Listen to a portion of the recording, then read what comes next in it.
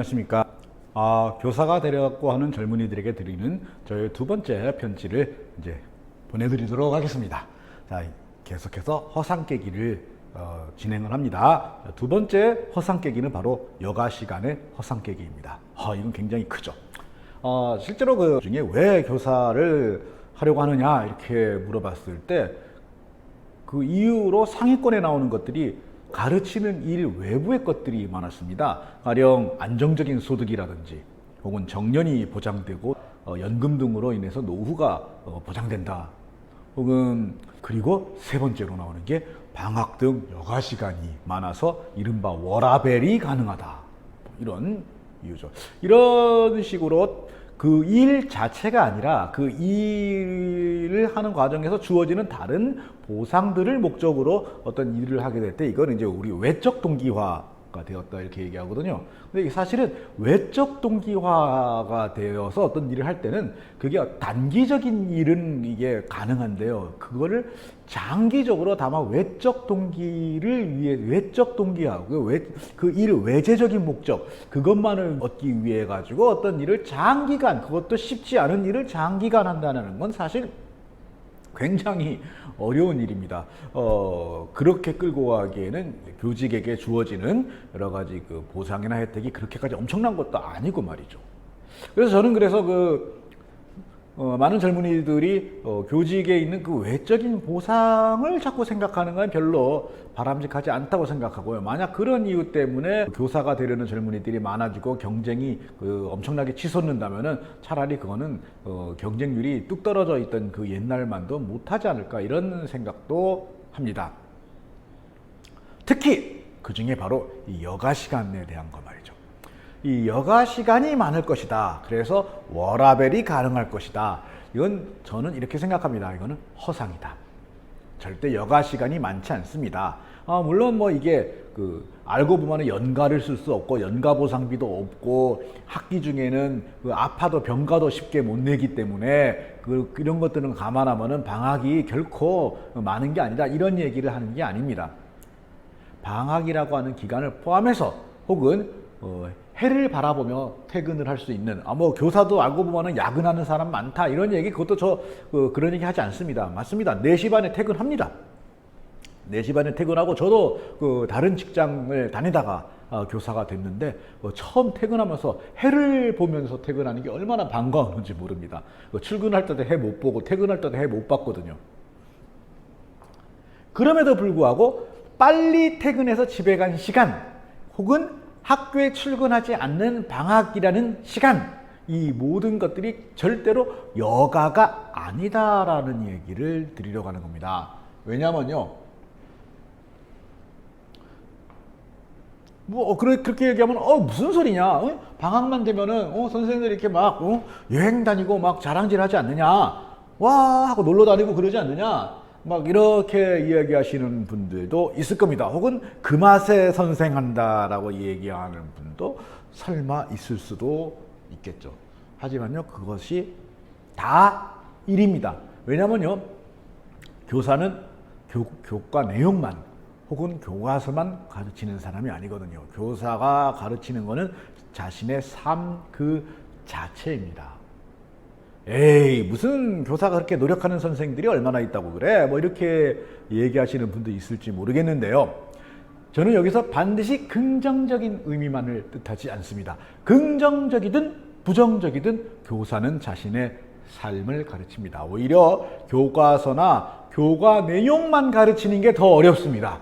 학생들은 절대로 교과서나 교과 내용만 배우지 않기 때문이죠. 학생들이 교사로부터 배우는 것은 그 사람의 삶입니다. 귀신같이 알아냅니다. 초등학생이나 중학생 같으면 그냥 흡수해버리고요.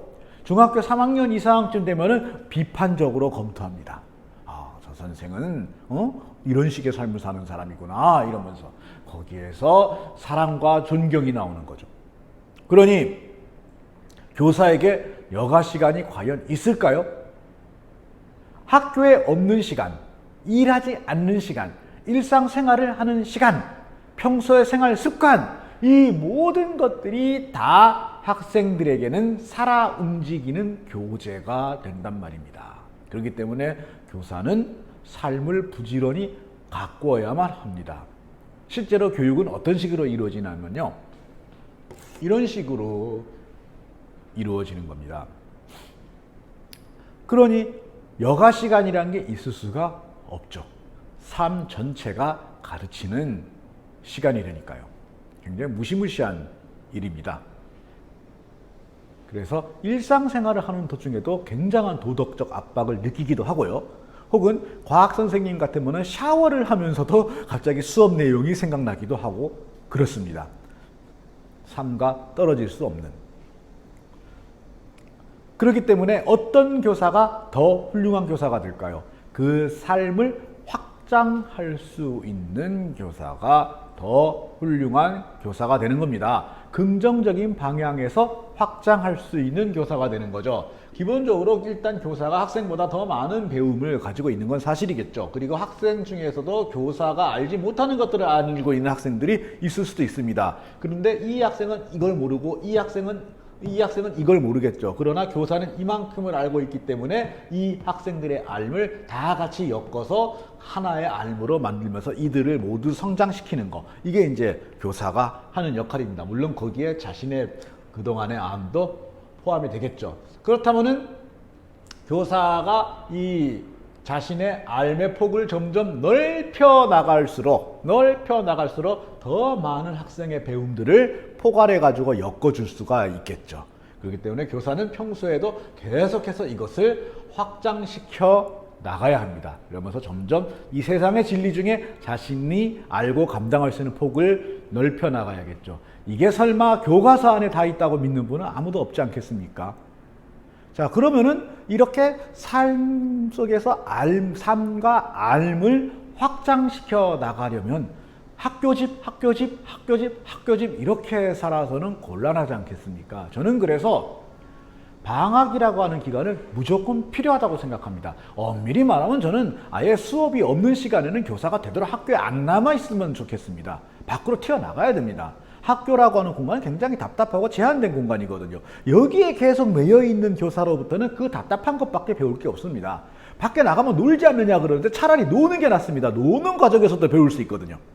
놀면서도 배우는 게 교사고요. 그게 습관이 되어야 교사인 겁니다. 안 하고는 그걸 익힐 수가 없는 법이죠. 그래서 이 과정을 거쳐가는 사람이기 때문에 교사에게 방학이라고 하는 기간 혹은 충분한 여유 시간은 필수적이다. 이렇게 이야기합니다. 물론 그 시간을 그런 과정으로 사용하는 부지런한 교사도 있을 수 있고요. 그 시간을 정말 뒹굴뒹굴 게으르게 보내는, 그야말로 일 안 하는 시간으로 보내는 그런 교사도 있을 수 있겠죠. 이 부분이 이제 교직 사회에 굉장히 큰 문제점이긴 합니다. 부지런히 확장시킨다고 해서 더 많은 보상이 주어지는 것도 아니고요. 뒹굴뒹굴 한다고 해가지고 무슨 징계를 받는다거나 월급이 깎인다거나 하지도 않는 겁니다. 하지만 이거는 보상을 외적으로만 생각하기 때문에 나타나는 현상입니다. 이거를 내적인, 자기 목적적인 보상으로 생각하면 그 차이는 결코 작지 않습니다. 왜냐하면요, 평소에 계속해서 자기의 삶을 가꾸고 확장시켜 나가는 교사라면요, 학생들이 그 삶을 배우고 그 삶을 따라하게 되고 그러면서 그 교사에게 사랑과 존경을 줄 것이기 때문이죠. 이거보다 더 큰 보상이 어디에 있겠습니까? 반면에 학교집 이렇게 답답하게 사는 그러한 교사라면은 그런 교사라면은 심지어 방학 때 쉬지도 않고 방학 때도 맨날 학교에 출근하는 그런 교사라면은 오히려 학생들은 그 사람의 삶을 굉장히 답답하게 느끼지 않겠습니까? 그래서 그 사람의 수업을 굉장히 억지로 들어주지 않을까요? 그렇다면은 그 답답함이라고 하는 정서가 그 교사에게 굉장히 부정적인 보상으로 돌아오지 않을까요?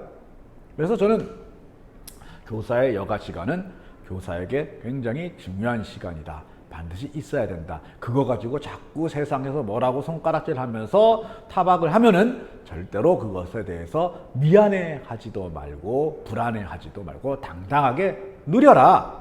이렇게 이야기하고 싶습니다. 사실 그렇지 않습니까? 세계 시민성을 이야기하는 시대입니다. 세계 시민성을 이야기하는 시대인데 학교집 이런 교사와 방학만 되면은 그냥 외국을 돌아다니면서 수많은 낯선 나라의 삶을 경험하고 오는 그러한 교사와 당신이라면 어떤 교사에게 자녀를 맡기겠습니까? 이렇게 물어보면요. 학교집 선생을 원한다는 학부모가 얼마나 되겠습니까? 당연히 견문이 넓은 교사를 원하겠죠. 그러면 견문이 넓은 교사를 원하면서 또 나다닌다라고 손가락질을 한다면 이거는 이율배반도 이런 이율배반이 없지 않겠습니까? 물론 교사에게도 거기에 따른 책임은 있습니다. 큰 권리에는요, 큰 책임이 따르는 법이니까. 즉 방학 때 그 여행이라든지 뭐 이런 것들에도 목적 의식이 있어야 된다는 거죠.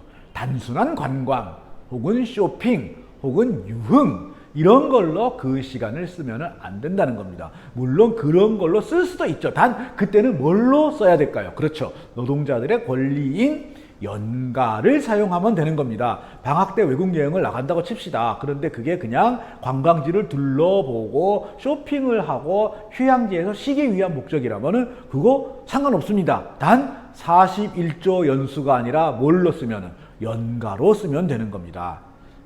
하지만 내가 외국에 나가거나 여행을 가거나 답사를 가는 목적이 나의 삶과 삶을 확장시키고자 하는 목적이 분명히 있다면 그때는 41조 연수를 당당하게 쓰고 나가면 되는 겁니다. 단 거기 목적에 맞게 써야 되겠죠. 그런 점에서 저는 외국 유명 관광지에서 그냥 이렇게 자신의 그 뽐을 내는 그런 인스타 사진 혹은 쇼핑한 거 무슨 개봉기 혹은 그 먹방 여행 뭐 이런 거 자꾸 인스타나 유튜브에 올리는 선생님들은 결코 바람직하지 않다고 생각합니다. 그때는 꼭 밝혀야겠죠. 이거 연가 내고 간 겁니다 하고요. 41조 연수가 아니고요.